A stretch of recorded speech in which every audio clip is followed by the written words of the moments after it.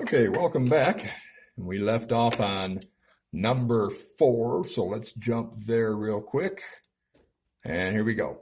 Research shows that 22.4% of adults or smokers use this information to answer the questions that follow. Here's what you've got to understand. When you're given a percentage now, okay, that's a proportion. So the proportion is 2 to 4.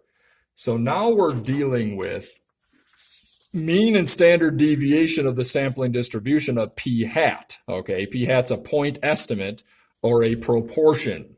Okay, the point estimate, it's like 224 out of 1,000. There's a proportion. Okay, getting those fractions.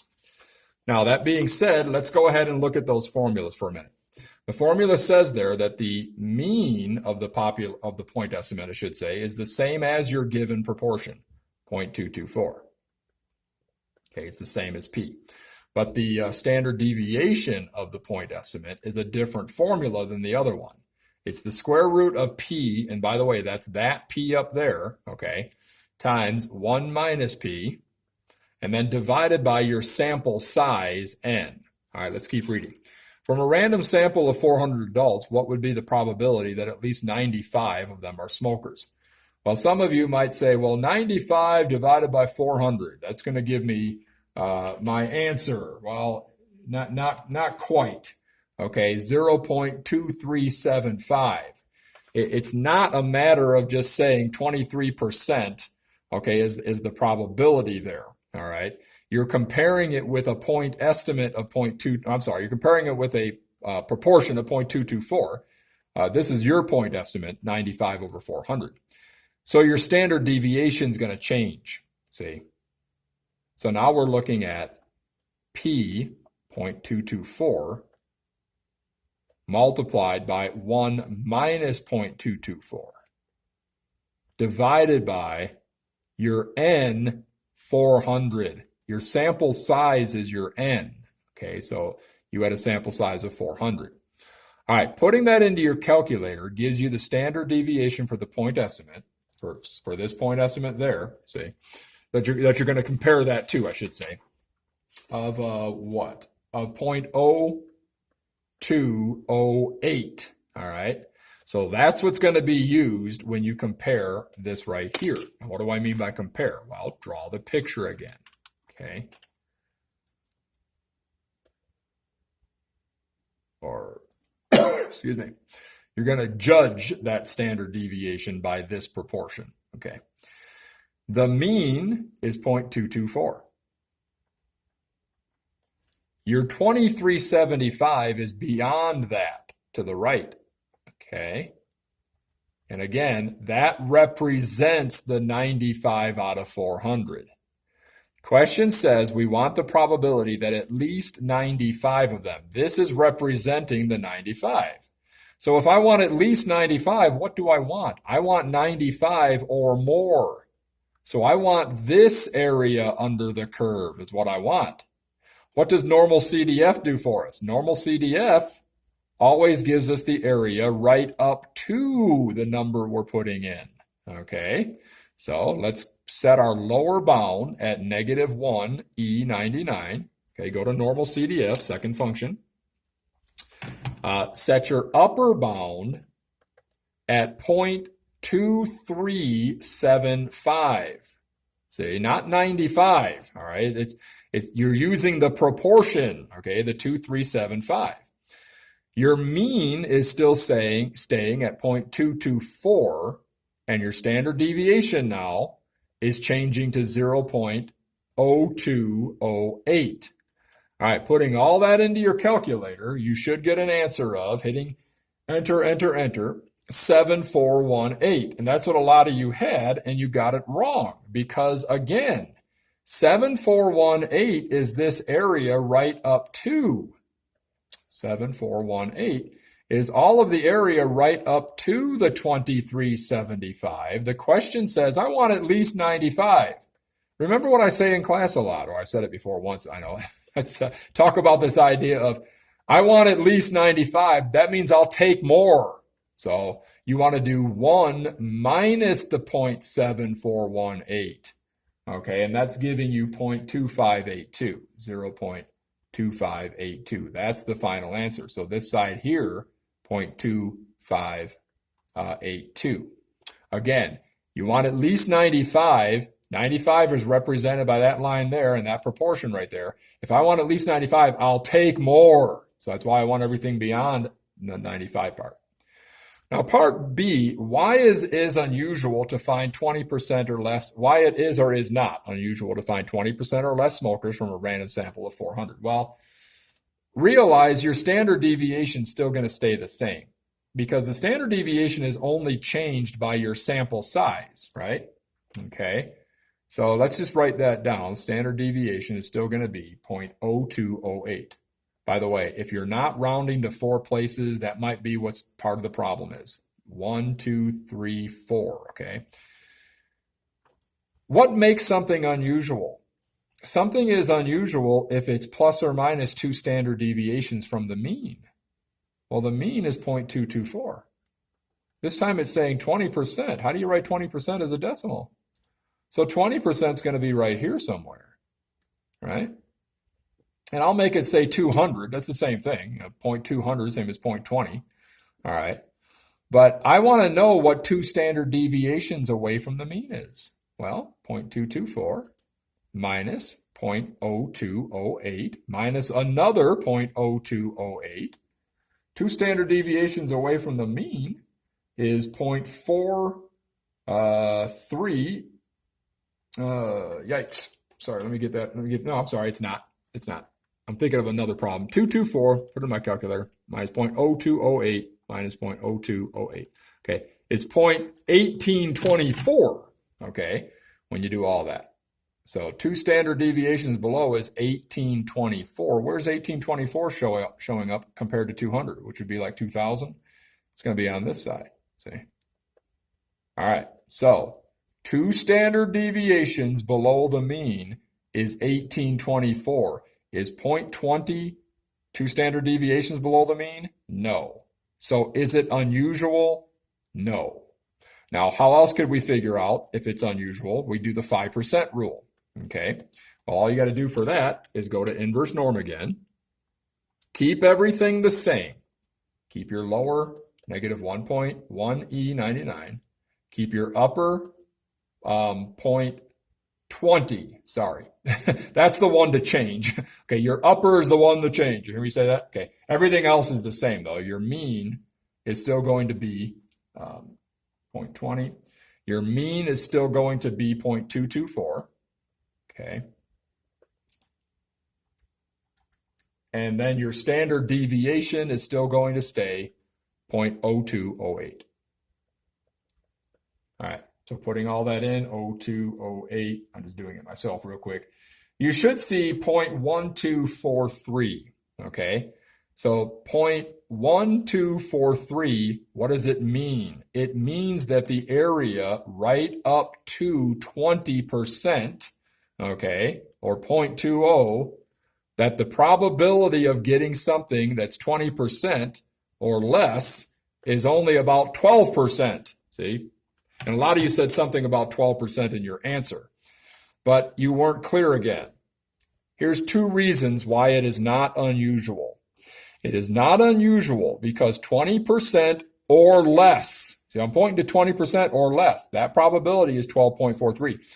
20% or less has about a 12% probability of occurring. This is more than the 5% cutoff for unusual events. You got to tell me that. You can't assume that I know that you know that 5% is the cutoff for unusual events, okay? Now, you could have answered it with standard deviation. 2 standard deviations below the mean is 1824, or about 18%. 20% is not below 18, or it's not 2 standard deviations below. It's in front of the 1824. Please, you've got to be clear with those answers. You've got to be specific. You can't assume that I know what you're talking about. Remember, I'm the one you're trying to impress, or I'm your audience. Suppose research showed that about 3% of Americans are allergic to duck eggs. If a scientist wants to conduct his own survey in this matter, what sample size would he need in order for the distribution of his sample proportion to be approximately normal? and round to the nearest whole person. Well, this is what you must always have for something to be approximately normal. N is the sample size. P is the proportion that they give you, or the probability, but yeah, or proportion's fine. And then 1 minus 0.03, and then greater than or equal to 10. Okay, so if you put that into your calculator, 0.03 times 0.97, after all, 0.97 is 1 minus 0.03, you get 0.0291, like that. I'm wondering if some of you tried to round that, and that's why your answer was wrong, okay? Look, all you got to do now is divide it by 0.0291. This is just an algebra problem, right? N times 0.0291, so divide both sides by 0.0291. But if you rounded that, you're going to be off. Don't round it off. Use the exact number. 343.6 is the answer when you divide that. Now, the nearest whole person is just 343 because we can't have 0.6 of a person, okay?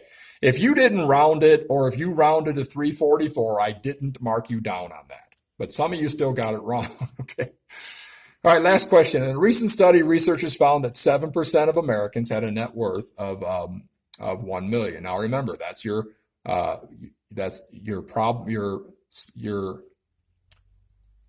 mean of your point estimate is the same as the proportion that they give you, okay? Mean and standard deviation of the sampling distribution of p hat. P hat, a point estimate, is a proportion.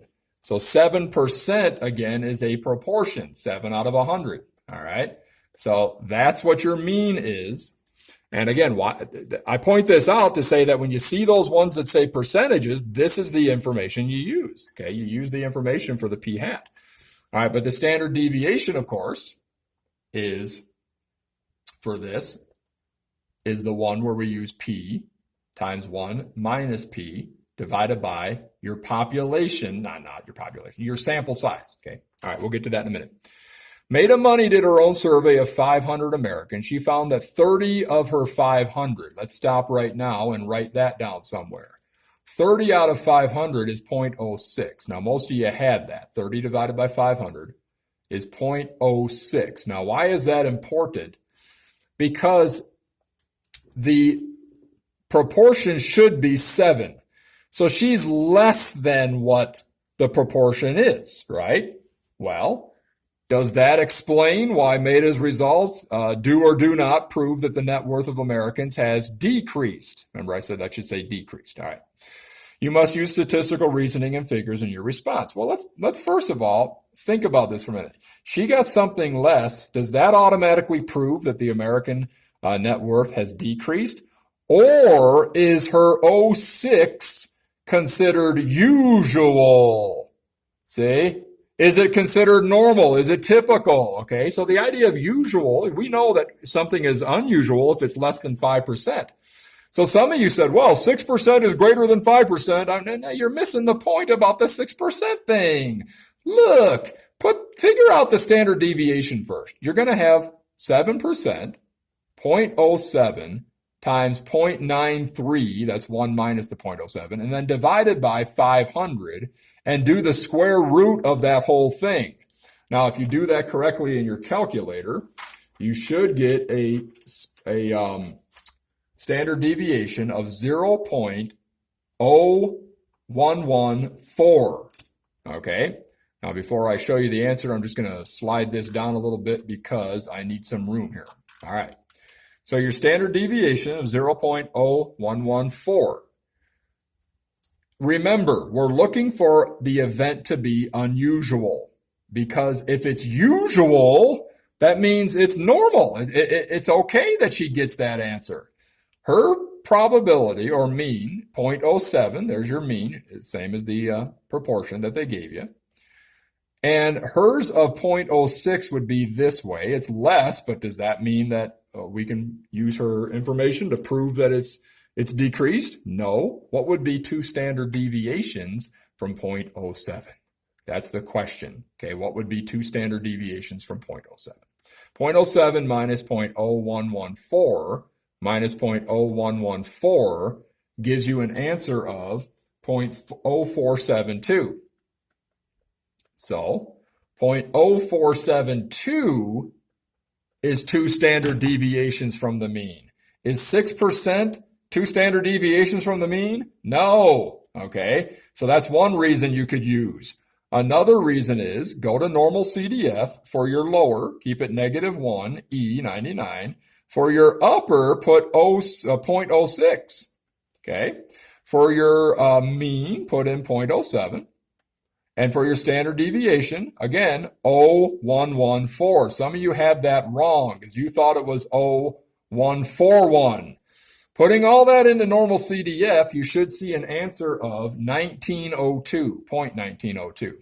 Again, everything right up to 0.06 has a 19% probability of occurring. Okay, getting some kind of figure, 500 or 30 out of 500 out of a survey has a 19% chance of happening if it's 6% up to that. Okay, so the other side of it, some of you figured out was about 0.81. It's actually 0.898.